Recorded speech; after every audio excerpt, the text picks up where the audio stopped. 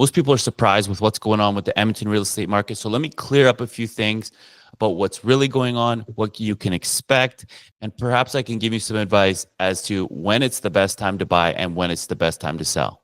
The one thing that you're likely hearing right now about the real estate market inside of Edmonton is that sales are down year to date by about 7%.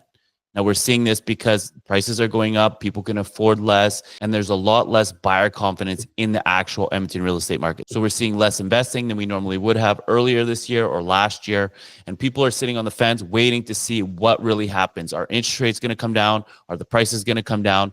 What's happening with the market and what's going to happen in the future? That's what people are wondering, and that's the information that we're trying to guide all of our clients with. Another thing you'll likely hear is that inventory is up, obviously. Now, everybody was telling you there's no inventory, there's no inventory. That's why there's so many multiple offer situations. That's why there's so many bidding wars and people jumping into the market and people being scared that they're going to miss out on their dream home. Well, that's not the case anymore. We're seeing new inventory come onto the market and the demand go down. So new inventory is up by 12%. The demand is down by 7%. We're seeing that balance in the market that we were expecting. We always see this happen going into the fall months and then a bigger slowdown going into the winter months as well. And then we're going to see a rush go on in the springtime like it always does. You see the inventory in Edmonton sitting at the 5,300 mark. That's over 3 months of inventory, meaning there's so much inventory based on the current demand that it would take 3 months. If no new listings came onto the market, it would take 3 months for all those properties to sell. Now, of course, there's going to be listings that come onto the market, so it's going to be even longer. So if you're not pricing your home strategically, or if you're not in one of those high demand areas, you're definitely going to see your home sit on the market for longer than you would have earlier this year or last year. We were trying to tell everybody, hey, get your house on the market, get your house on the market, because the demand was so high earlier this year and the inventory was so low. Those people that put their house on the market definitely got into bidding wars, definitely took advantage of the demand that was there. But right now, demand has gone down. So you got to be strategic. You got to figure out, hey, what are houses selling for in this neighborhood? Don't price it way above. Definitely price it strategically so it doesn't sit on the market for longer than it should. And if you're looking to buy your dream home, make sure you're being strategic with that as well. Don't just go out there and buy a house that you would have earlier this year that was in a bidding war, multiple offer situation. Just because that home's sitting on the market now doesn't mean it's a good deal, doesn't mean that you should be buying it. Make sure you're strategic. Make sure you're talking to your real estate agent. Whatever the strategy is, definitely talk to your real estate agent and definitely figure out what's in your best interest. Maybe it's not buying right now. Maybe you wait till springtime. Maybe it's wait until December. Who knows? It depends on the market. It depends on these little areas inside of Edmonton. So make sure you're being strategic with that. I know I'm going to say that word strategy so much, but when the market is up and down and balancing out and we don't know where prices are at yet, you have to be strategic, because many homeowners, contrary to popular belief, many homeowners in the Edmonton area lost money on their homes in the last 10 years. Yes, everywhere else we're seeing across North America, everybody's bragging about making so much money. But it is common in Edmonton to lose money when you purchase a home. If you're not buying the right area, if you're not buying the right home, if you're not buying in the right market, it is common to lose money. So make sure that that doesn't happen to you. Make sure you're getting the right advice. And once again, we're going to look at the benchmark price here. This is the benchmark price. This is what the average home in Edmonton would sell for at any given time. So as this benchmark price goes up, your home price goes up as well, generally speaking. So when you see this graph here, you're going to see that prices went up starting from December, and it all went all the way up till about March, April. Then it kind of leveled off, and now we're seeing it go back down. We're going to see it go back down again going into the winter months, because Edmonton is a seasonal market. We're going to see it go down and bounce off a little bit. And then, of course, when all the buyers jump into the market, we're going to see it go back up slightly again. We're not expecting a big crash. We're not expecting a big boom. We're expecting very average, general up and downs in different parts of the market. And I wanted to add here something that gives you kind of an idea of where the market's at, so you know what's happening with the market.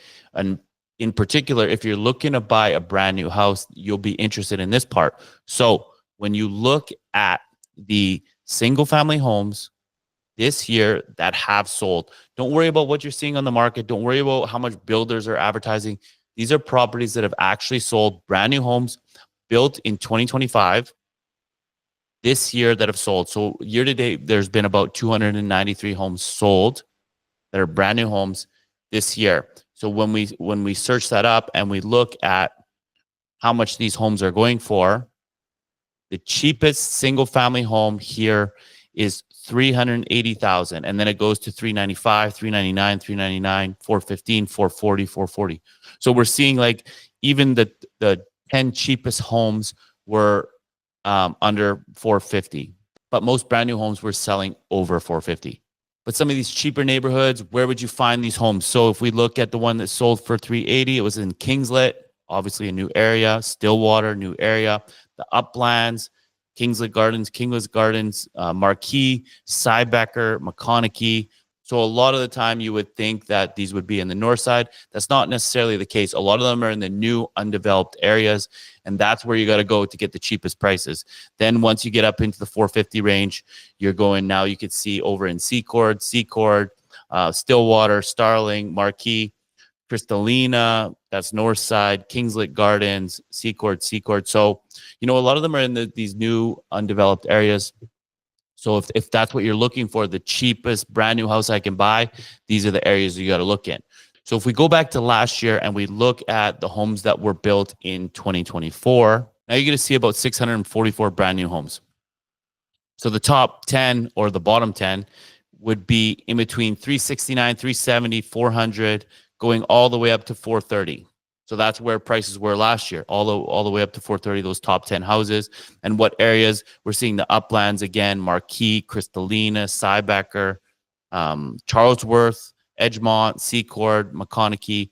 But the majority of homes, if we get out of the bottom 10, from 10 to probably, let's go to 100, you're going to see about 489. So only 100 homes sold under 489 last year, brand new homes. So that kind of gives you an idea of where you want to be. If you're looking to buy a brand new home, this is the bottom limit. This is the lowest of the low. These are the cheapest ones you can get. And a lot of times they're going to be in an old farmer's field with dirt everywhere, and you're going to have to live in a construction zone for many years.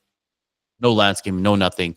So keep that in mind when you're thinking about buying a brand new home. This is the bottom of the bottom. And even if we go, let's say we go to the bottom half. If we go to, let's say, 250, the bottom 250. So once you get there, now you start to get at 556,000. So only 250 homes sold for less than 556,000, brand new homes, right? So then now you're moving into two different areas like Windermere and Chappelle and stuff like that. So more desirable neighborhoods. So keep in mind, this is where the bottom is, and we're not likely to see homes go below that ever, with the cost of construction, the cost of land, and the fact that they're putting houses on zero lot line properties now just to save money. We're likely not to see those prices go down. So that's basically your entry level prices. You're in 400,000. If you're looking to buy a brand new single family, not attached to anyone, 400,000 is the absolute limit, but you're more likely to be paying closer to 500,000 if you want a new home. So I hope this information was helpful to you. If you want to get some more advice about the Edmonton real estate market, or you want to just know when's the best time to buy, when's the best time to sell, just reach out to me or someone on the team. We're happy to help. Have a great day.